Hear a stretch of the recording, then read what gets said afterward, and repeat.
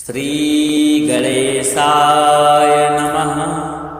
अथ श्री शिवरुद्राष्टकम्।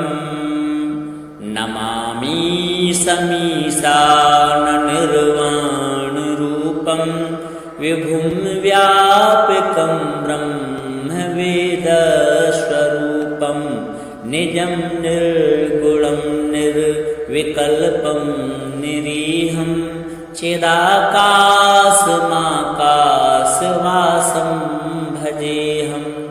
निराकारमोङ्कारमूलं तुरीयं गिराज्ञानगोतीतमीशं गिरीशं करालं महाकालकालं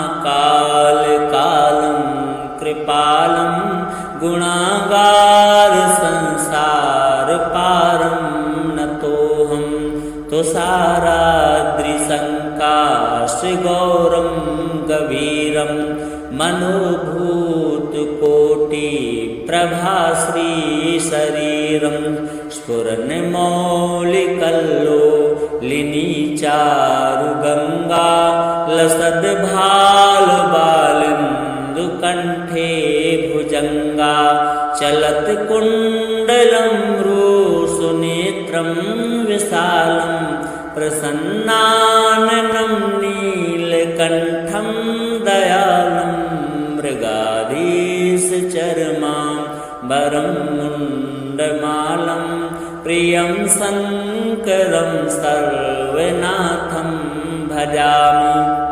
प्रचण्डं प्रकृष्टं प्रगल्भं परेशम् अखण्डम् अजं भानुकोटिप्रकाशं त्रयः शूलनिर्मूलनं शूलपाणिं भजेऽहं भवानी पतिं भावगम्यं कलातीतकल्याणकल्पान्तकारी सदा सज्जिदानन्ददाता पुरारी चिदानन्दसन्दोहमोहापहारी प्रसीद प्रसीद प्रभो मन्मथारी।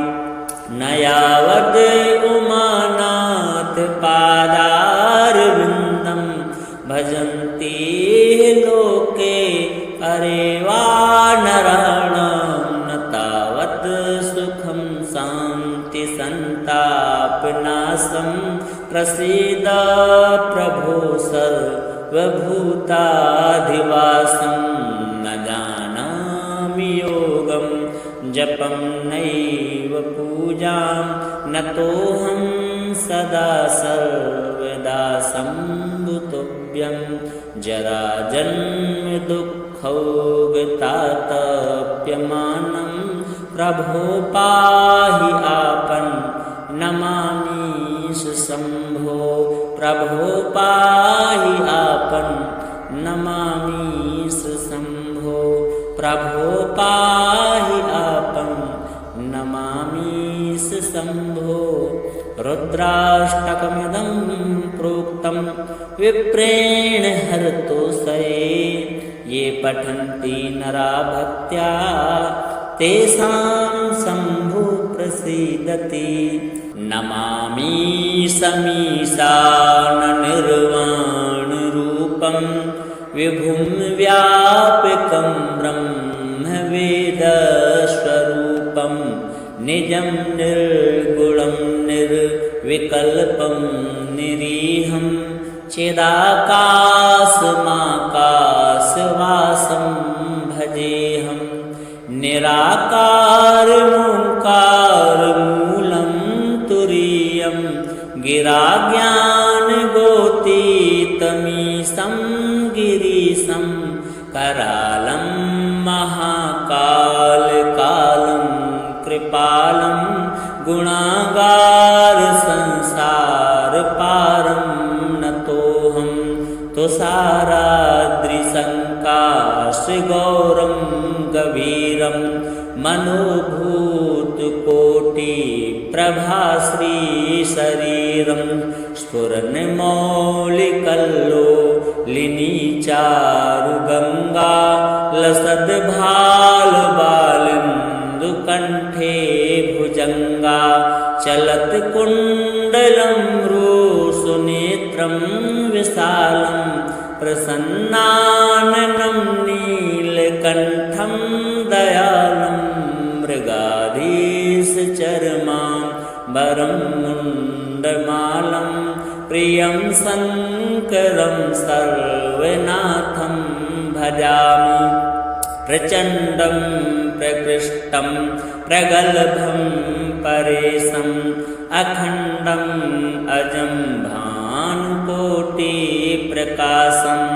त्रयः शूलनिर्मूलनं शूलपाणिं भजेऽहं भवानी पतिं भावगम्यं कलातीतकल्याणकल्पान्तकारी सदा सज्जिदानन्ददाता पुरारी चिदानन्दसन्दोहमोहापहारी प्रसीद प्रसीद प्रभो मन्मथारी न यावद् उमानाथ पादारविन्दं भजन्ति लोके अरे वा नराणां न तावत् सुखं शान्ति सन्तापनाशं प्रसीद प्रभो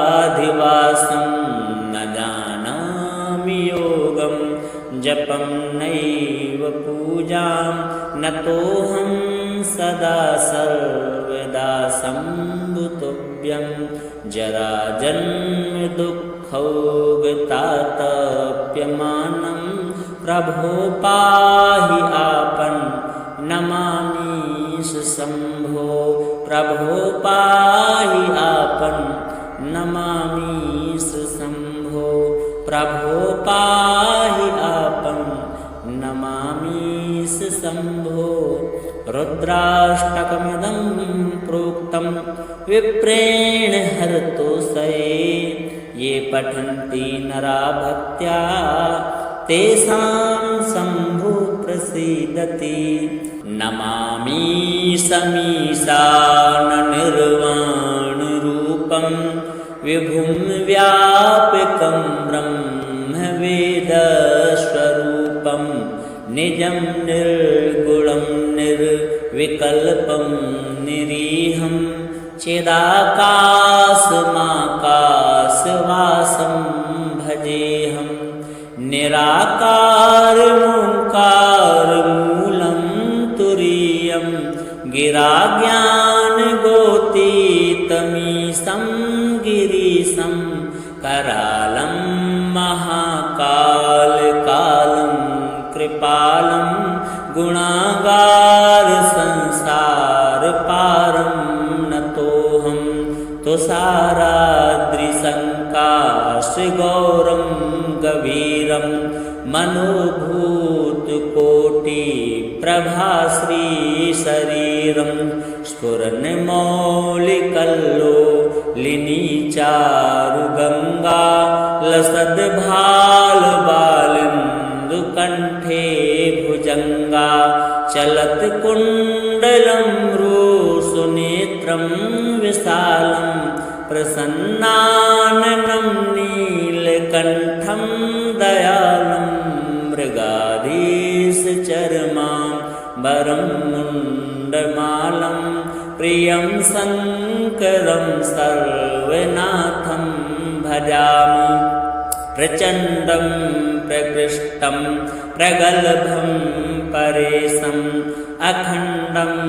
अजं भानुकोटिप्रकाशं त्रयः शूलनिर्मूलनं शूलपाणिं भजेऽहं भवानी पतिं भावगम्यं कलातीतकल्याणकल्पान्तकारी सदा सज्जिदानन्ददाता पुरारी चिदानन्दसन्दोहमोहापहारी प्रसीद प्रसीद प्रभो मन्मथारी। न यावद् उमानाथ पादारविन्दं भजन्ति लोके अरे वानराणां न तावत् सुखं शान्ति सन्तापनाशं। प्रसीद प्रभो सर्वभूताधिवासं। न जानामि योगं जपं नैव पूजां न तोऽहं सदा सर्वदा सम्भुतव्यं। जराजन्म दुःखौगतातप्यमानं प्रभो पाहि आपन् नमामि शम्भो। प्रभो पाहि आपन् नमामि शम्भो। प्रभो पाहि आपन् नमामि शम्भो। रुद्राष्टकमिदं प्रोक्तं विप्रेण हरतोषये। ये पठन्ति नरा भक्त्या तेषां शम्भु प्रसीदति। नमामि समीशाननिर्वाणरूपं विभुं व्यापकं ब्रह्मवेदस्वरूपं। निजं निर्गुणं निर्विकल्पं निरीहं चिदाकाशमाकाशवासं भजेऽहं। निराकारमोङ्कारमूलं तुरीयं गिराज्ञानगोतीतमीशं गिरीशं।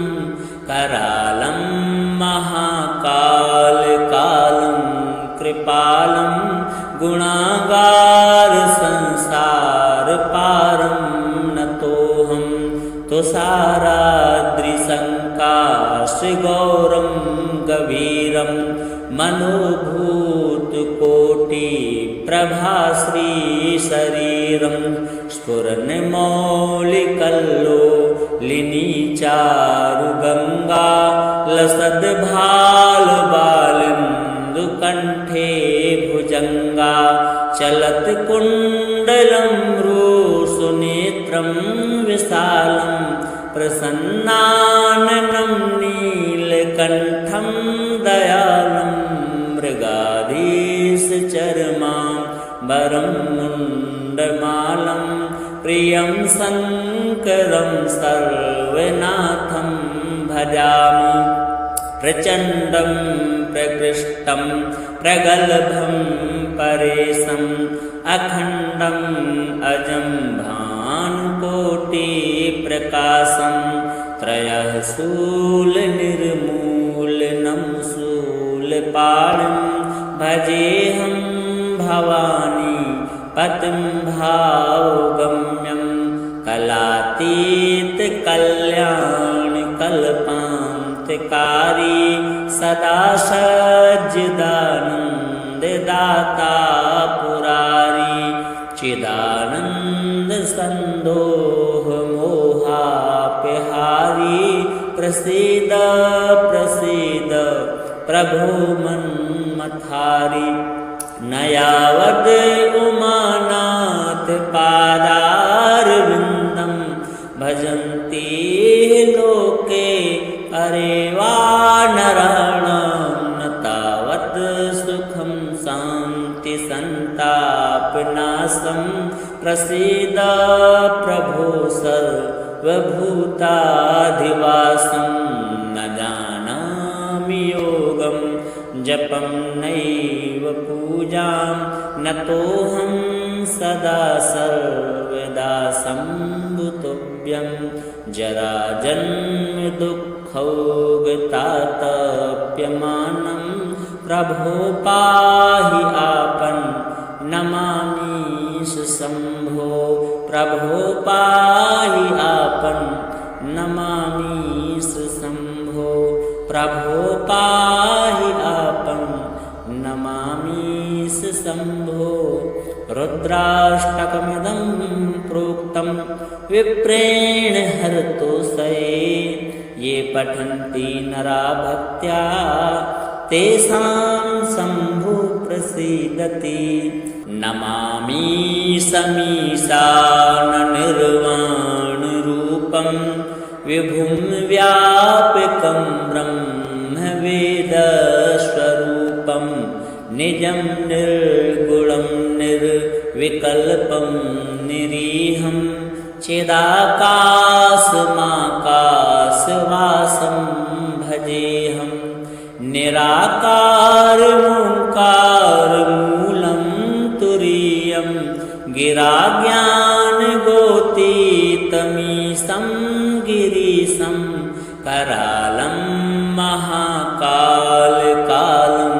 कृपालं गुणागारसंसारपारं नतोऽहं तुषाराद्रिसङ्काशगौरं गभीरं मनोभूतकोटिप्रभाश्रीशरीरं स्फुरन्मौलिकल्लोलिनीचारुगङ्गा लसद्भालबालिन्दुकण्ठे भुजङ्गा चलत्कुण्डलं रुसुनेत्रं विशालं प्रसन्नाननं नीलकण्ठं दयालं मृगाधीशचर्माम्बरं मुण्डमालं प्रियं शङ्करं सर्वनाथं भजामि। प्रचण्डं प्रकृष्टं प्रगल्भं परेशम् अखण्डम् अजं भानुकोटिप्रकाशं त्रयः शूलनिर्मूलनं शूलपाणिं भजेऽहं भवानी पतिं भावगम्यं कलातीतकल्याणकल्पान्तकारी सदा सज्जिदानन्ददाता पुरारी चिदानन्दसन्दोहमोहापहारी प्रसीद प्रसीद प्रभो मन्मथारी। न यावद् उमानाथ पादारविन्दं भजन्ति लोके अरे वा नराणां न तावत् सुखं शान्ति सन्तापनाशं प्रसीद प्रभो सर्वभूताधिवासं। न जानामि योगं जपं नैव पूजां नतोऽहं सदा सर्वदा सम्भुतोऽभ्यं जराजन्म दुःखौगतातप्यमानं प्रभो पाहि आपन् नमामि शम्भो। प्रभो पाहि आपन् नमामि शम्भो। प्रभो पाहि आपन् नमामि शम्भो। रुद्राष्टकमिदं प्रोक्तं विप्रेण हरतोषये ये पठन्ति नरा भक्त्या तेषां शम्भु प्रसीदति। नमामि समीशाननिर्वाणरूपं विभुं व्यापकं ब्रह्मवेदस्वरूपं निजं निर्गुणं निर्विकल्पं निरीहं चिदाकाशमाकाशवासं भजेऽहं। निराकारमोङ्कारमूलं तुरीयं गिराज्ञानगोतीतमीशं गिरीशं करालं महाकालकालं कृपालं गुणागारसंसारपारं नतोऽहं तुषाराद्रिसङ्काशगौरं गभीरं मनोभूतकोटिप्रभाश्रीशरीरं स्फुरन्मौलिकल्लोलिनीचारुगङ्गा लसद्भालबालिन्दुकण्ठे भुजङ्गा चलत्कुण्डलं रुसुनेत्रं विशालं प्रसन्नाननं नीलकण्ठं दयालं मृगाधीशचर्माम्बरं मुण्डमालं प्रियं शङ्करं सर्वनाथं भजामि प्रचण्डं प्रकृष्टं प्रगल्भं परेशम् अखण्डम् अजं भानुकोटिप्रकाशं त्रयः शूलनिर्मूलनं शूलपाणिं भजेऽहं भवानी पतिं भावगम्यं कलातीतकल्याणकल्पान्तिकारी सदा सज्जिदानन्ददाता पुरारी चिदानन्दसन्दोहमोहापहारी प्रसीद प्रसीद प्रभो मन्मथारी न यावद् उमानाथ पादारविन्दं भजन्ति लोके अरे वा नराणां न तावत् सुखं शान्ति सन्तापनाशं प्रसीद प्रभो सर्वभूताधिवासं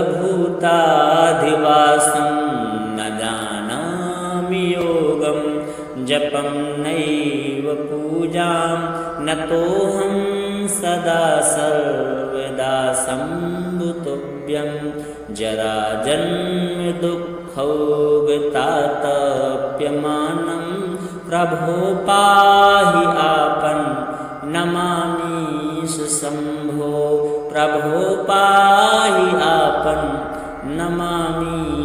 शम्भो प्रभो पाहि आपन्नमामीश